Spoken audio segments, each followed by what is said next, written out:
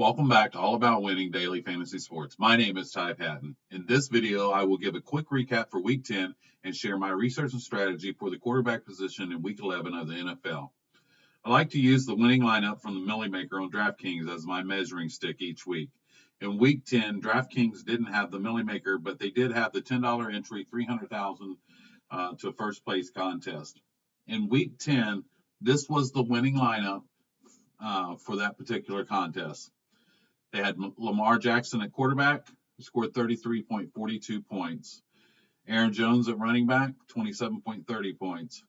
Derrick Henry at running back, 36.10 points. Christian Kirk at wide receiver, 40.80 points. DJ Moore from Carolina, 24 points. Slayton from the Giants, 37.10 points. Andrews from Baltimore, 23.30 points. Williams from Kansas City, 14.90 points. And defensive special teams was the Ravens for 24 points. And the total score for that lineup was 260.92 points. Now, in comparison, the following lineup could have been created utilizing the player pool that I created last week. At quarterback, Kyle Murray from Arizona, 30.76 points. Henry from Tennessee, 36.10 points. Jones from Green Bay, 27.30 points. Christian Kirk from Arizona, 40.80 points. Tyreek Hill from Kansas City, 36 points. Tate from Cincinnati, 24.50 points. Tight end Olsen from Carolina, 17.80 points. Hunt from the Browns, 14.40 points. And defense special teams was the Ravens with 24 points. Notice that both those lineups, neither one of them had McCaffrey. And the points scored for this lineup that you could have created using my player pool would have been 251.66 points. I used all but 300 of the salary building that lineup.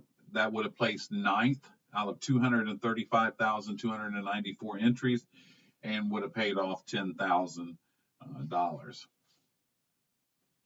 I did not have this lineup, but I entered a number of contests using the player pool that I created, and I doubled my investment last week.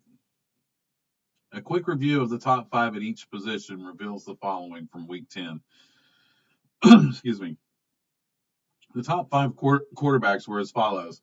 Jones from the Giants, who scored 34.32 points. Excuse me. Lamar Jackson from Baltimore, 33.42 points. Mahomes from Kansas City, 32.84 points. Murray from Arizona, 30.76 points. Allen from Buffalo, 25.44 points. The top five running backs were as follows. Derrick Henry, 36.10 points. McCaffrey, 29.10 points. Aaron Jones, 27.30 points.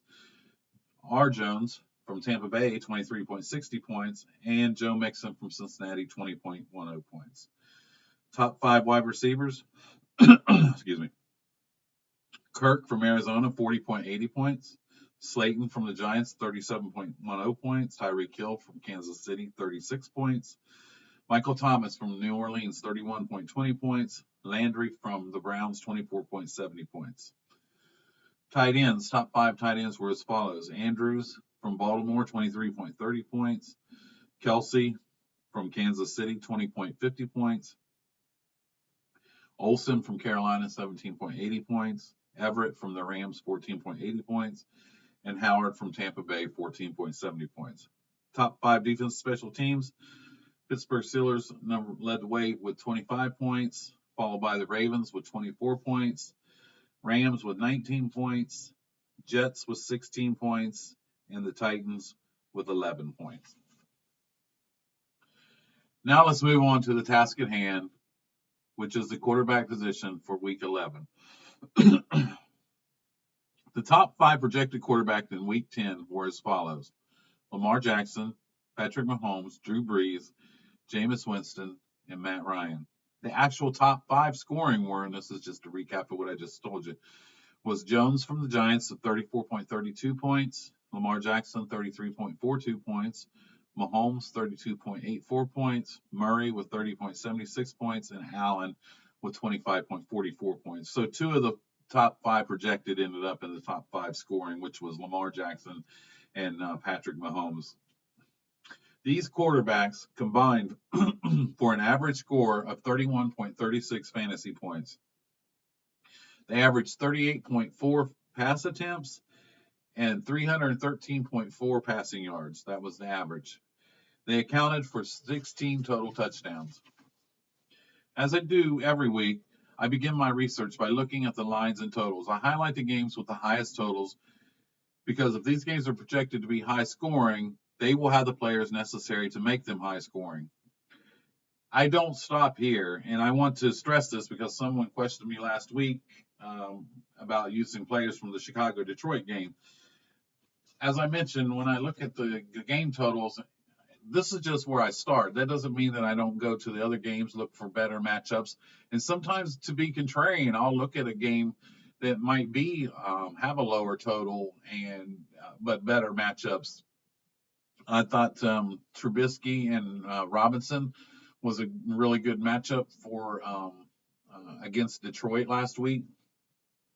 I also like Montgomery. That didn't come through. Stafford was out, and that definitely affected that game. But sometimes I take a chance and try to be contrarian. And I just want to stress that I don't just stop there. That's just my starting point. That's where I like to start. You have to have a starting point, and that's where I personally like to start. And I will go to some games and be contrarian. And I mean, the games that aren't going to end up 0-0. There's going to be some players that are viable in every game. Might not be as high scoring as the others, and I tend to lean towards the games that have the higher totals. But that doesn't mean, I just want to reemphasize this, that doesn't mean that I don't consider the other games as well. This week, there are 11 games on this week's main slate. The highest total on the slate is the Houston at Baltimore game. Baltimore has been installed as a 4-point favorite, and the over-under on the game is 51.5 points. The next game is New Orleans at Tampa Bay. New Orleans is a 5.5-point favorite, and the over-under is 50 points. Next is Atlanta at Carolina. Carolina is a 5-point home favorite with the over-under set at 49.5 points. The Bengals visit the Raiders. The Raiders are a 10.5-point home favorite. The over-under is 48.5 points. Dallas is at the Detroit Lions. Dallas is a 4-point favorite, 47.5-point over-under. Arizona's at San Fran. San Francisco is a 10.5-point home favorite. Game total of 45. New England's at Philly. New England's a 3.5-point road favorite, and the game total is 45 points. Jacksonville's at Indianapolis. Indianapolis is a 3-point home favorite, 43.5-point game total. Buffalo visits Miami. Buffalo's a 6.5-point favorite with a 40.5-point game total. Denver is at Minnesota. Minnesota's a 10.5-point home favorite with a game total of 40.5 points. And the Jets are at Washington. Washington is a 2.5-point home favorite with a game total of 38.5 points. Excuse me. When I target quarterbacks, the game totals are more relevant because of the implied totals. I also factor in the matchups, pass attempts, pace of game, rushing yards if applicable, such as Lamar Jackson, and completion percentage, as well as the game script. I've developed this chart that you'll see here on the screen to make it easier to follow along. I used to just give out a lot of statistics, and I know it was hard to follow along and put them all together. This is a chart that if you want to take a screenshot, by all means, you do that or pause the video or whatever you want to do, however you want to use it. These are the categories that I like to use when I'm breaking down the quarterback position, and I have a chart for every position for quarterbacks in this column. Obviously the salary over here. Now, I want to talk about the color coding too. Obviously, red is worse, yellow is kind of middle of the road, and green is the best. That's in comparison for each category. Obviously, Lamar Jackson is not a bad quarterback. That's just the salary part of it. That's the higher salaries are in red, the middle of the road salaries in yellow, and the cheaper salaries are in green. Likewise, in all the other categories, it's in comparison like red is in comparison to green. Um, so I had the categories I have are pass attempts per game, completion percentages, fantasy points per game, the opponent's fantasy points per game, how many points per game they give up, the opponent's rank, and the implied total, not the game total, but the implied total of that team. How many, according to the projected game total, how many points is this team projected to score? I don't have as I mentioned, I don't have a link to this, but by all means, screenshot it, use it as how you want. Over to the far left, these are the quarterbacks that I'm targeting. Green and the yellow is I'm kind of on the fence with those quarterbacks. So with that being said, these are the quarterbacks that I'm going to target in Week 11 and why. And you can follow along with me a little bit here with this chart. Obviously, Lamar Jackson, he's most expensive. Houston comes in number 27th versus the quarterback position. This is the one quarterback that I'm willing to use without a target. Most of the times, my quarterbacks, when I'm building lineups, I want to have at least one target with them. Lamar Jackson is the one quarterback that I feel safe using without any targets. Now, it's nice to team him up with perhaps Mark Andrews or Marquise Brown. And we'll get to that later in the week when we are in the next few videos when we talk about running backs and wide receivers and tight ends. But he is definitely one that I don't mind using without a target. This game is expected to be close, which I think will keep Jackson in the game, meaning kind of with his foot on the pedal. It is the highest total on the board. They have at 51.5 points. They have a 27 point implied total, which is really high. And as I mentioned, they are a 4-point. They're 4-point home favorite. So that's a close game. And he's scoring 28.3 fantasy points per game, which is the most on the slate. And Houston's giving up 23 points per game to the quarterback position.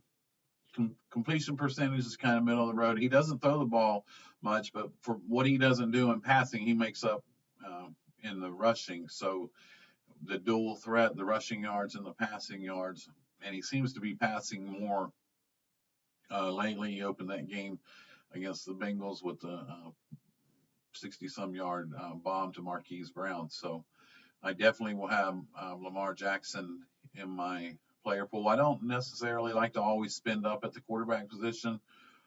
You can, from what I told you about the top 5 last week, the top 5 are usually within a few points of each other, and so I don't necessarily want to spin up, but I want to have some shares of him.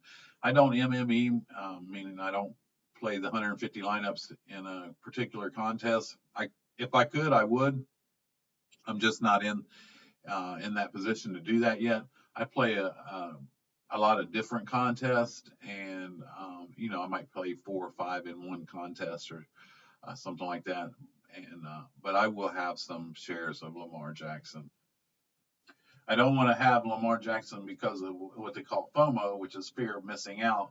But his rushing floor and the high total makes him very viable and a target that I'm really interested in this week. Next is Drew Brees. He's 6,900. The highest completion percentage on the slate, 74.3% completion percentage, coming off a loss, going on the road. Tampa Bay is they're actually number 32 versus the wide receiver position. They're number 31 versus the quarterback position. This game, New Orleans has an implied team total of 28 points. Tampa Bay gives up 26.3 fantasy points per game to the quarterback position. Second highest total on the board at 50 points. Middle of the road, but 34 pass attempts per game. This is only his 3rd game. I think Brees is going to come in. Tampa Bay is real stingy versus the run. And I believe that this will force Breeze and Thomas. Thomas has a phenomenal matchup, so that's another thing you consider with your quarterbacks is what kind of matchups do the wide receivers have, and I'll get to that in my wide receiver video. Drew Brees is definitely viable. They're going to have to probably move the ball through the air. The running game is going to be dumping it off to Kamara and whatever they can get from Latavius Murray. Definitely going to be some points on the board in this game. It's going to be stackable, but it's going to be very expensive. And but I will have some shares of Breeze and New Orleans stack. And he's an $800 savings off of Lamar Jackson. Just that $800 difference is that rushing floor that you get from Lamar. Next is Deshaun Watson. He's 6,800. He's the quarterback on the highest total on the slate. Probably at 6,800, I would just spend the extra 100 and go up to Breeze. Watson is probably the pivot off of Jackson, $900 cheaper. He does have a 70% completion percentage, which is third highest on the slate. 25.7 fantasy points per game. Baltimore's only given up 16.6 fantasy points per game to the quarterback position, and they're ranked number 9 DVP. Kind of an average implied total. I'm surprised it's kind of that low, 22.5 points. They are on the road, underdog. But I'll have some small shares of him. But like I said, if 1,600, I'm probably going to find the $100 and go on up to Breeze. I just like that matchup a lot better, and I feel like this is a tougher matchup for Watson. Underneath Watson, I have Garoppolo in yellow. I'm kind of on the fence with Garoppolo. And Arizona stingy versus the run, and I do not like Garoppolo's salary. That's the main turnoff for me against him to pay off the value on that. I mean, you're looking at over 20 points. He's only averaging 15.8 fantasy points per game. Now Arizona is the worst against the quarterback position. They're ranked number 32, and as I mentioned, they're stingy against the run. They're giving up 27.1 fantasy points per game to the quarterback position. He has a 67.6% completion percentage, which is fairly high.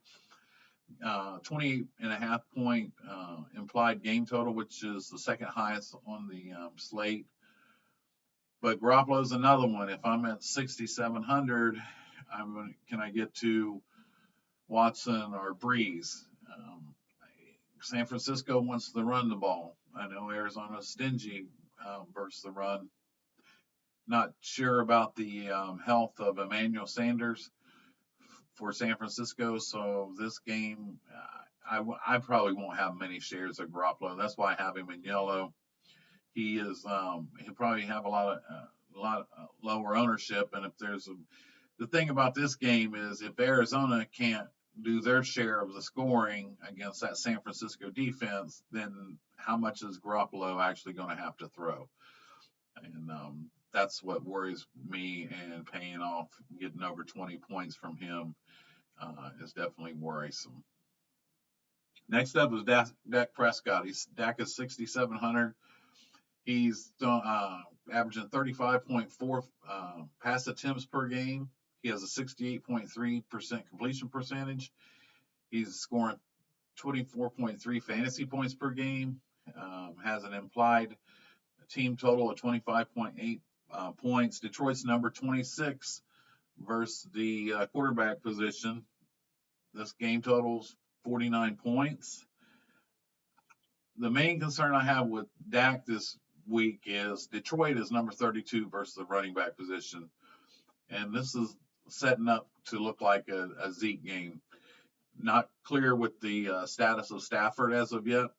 Hopefully I'll have some more clarity on that when we build lineups. So I'm really concerned about is this Zeke's ceiling game, or is, and Cooper will probably have some coverage from Darius Slade, which he hasn't been shut down this year, but it's still a difficult matchup. And then you have Gallup, so I don't know how much going to have to rely on um, Dak this week. And if Stafford's not playing, I don't see him um, putting the ball in the air 35. His average of 35.4. I do see Zeke getting a lot of carries. And like I said, Zeke hasn't had that ceiling game yet, and that's what was really worrying me. And I don't think Zeke and Dak have a great fantasy game together. So 6,700, and that's another one that you have to get to over 20 points to get value, and I'm just not so sure. Now, if Stafford's in the game, I would probably lean more to the Dak in the passing game.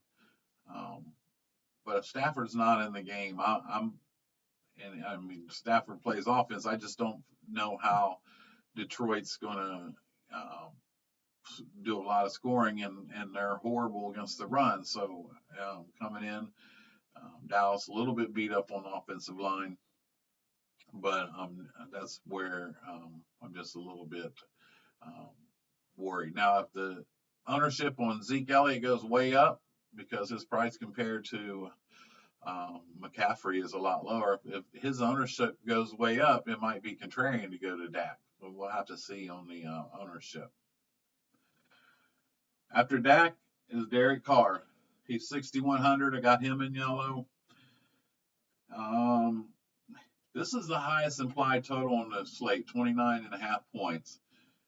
And, Cincinnati's number 29 versus the quarterback position. They're giving up 24 fantasy points per game to the quarterback. Carr's only scoring 15.6 fantasy points per game. However, he has a 70.8% completion percentage, which is the second highest on the slate. He's been very accurate. 6,100 is not that hard to pay off. They're a 10.5 point home favorite. They do like to lean on Josh Jacobs, and that is Cincinnati's weakness. I just have a sneaky feeling that Cincinnati is going to be able to score a little bit against the Raiders, which might lead to more passing. And I know Jacobs is going to have a lot of ownership this week due to the matchup, but I just have a feeling that this could potentially be the highest scoring game on the slate. And so I have some interest in Carr for that reason. He'll be low owned, and he could be real sneaky if Cincinnati is able to keep this game close. Next up, Kyle Allen. He's going to be really popular at 5,300 at home versus Atlanta. Atlanta's given up 23.7 fantasy points per game to the quarterback position. They're number 28 versus the quarterback DVP. They have a 28-point implied team total. He's 61.5% completion percentage, putting the ball in the air 33.4 times per game. I'm not really sure about Kyle Allen because of McCaffrey, but Atlanta is more stingy versus the run, and this might set up for a really big game for Allen, dropping the ball off to McCaffrey and Olsen. And Atlanta's weakness is definitely their pass defense. And at home, 5,300, it doesn't take much to get to value at that. And teaming him now, this is one I normally don't team up quarterback and running back, but this is one that I kind of have a feeling that might be a smart way to go. And by doing that, you're covering all the points pretty much, unless they do some scoring on defense. But you got a 28-point implied total if you have Allen and McCaffrey, and if you got McCaffrey in your lineup at 10,500, that kind of putting Allen in there kind of takes the sting away from that 10,500. So it's the second highest total on the board. I will have some shares of him. He's one of the lower salary quarterbacks that I like the most. I think he's going to be real popular, which I kind of pulls me away from him a little bit. But I will have some shares of Kyle Allen. I think I can build some really good lineups with him, and perhaps a game stack with him and McCaffrey. Last up, Ryan Finley. Now he's in yellow. He's on the definitely on the fence. This kind of goes hand in hand with what I was talking about, Derek Carr. I just have a really sneaky feeling this game's going to really shoot out. Um, they have Oakland is number 30 versus the quarterback position. They're allowing 24.3 fantasy points per game to the quarterback. Cincinnati's only got a 19 point game implied total. Finley's first game is 53.3 completion percentage, but I have a feeling they're going to be able to move the ball against the Raiders. Now, the scary thing with this quarterback as well is last week Mixon had 32 touches in that game versus Baltimore, and that was definitely not game script dependent because they got blew out and they were still running the ball. So I don't know if Cincinnati will come out and let Finley sling the ball all around. I know Oakland's a much improved team this year. Cincinnati's coming in 0-10, and I just feel like eventually, and I'm definitely not a Bengals fan. I don't feel like any team's going to go without winning the game, and I feel like might be a real sneaky chance for Cincinnati to get one.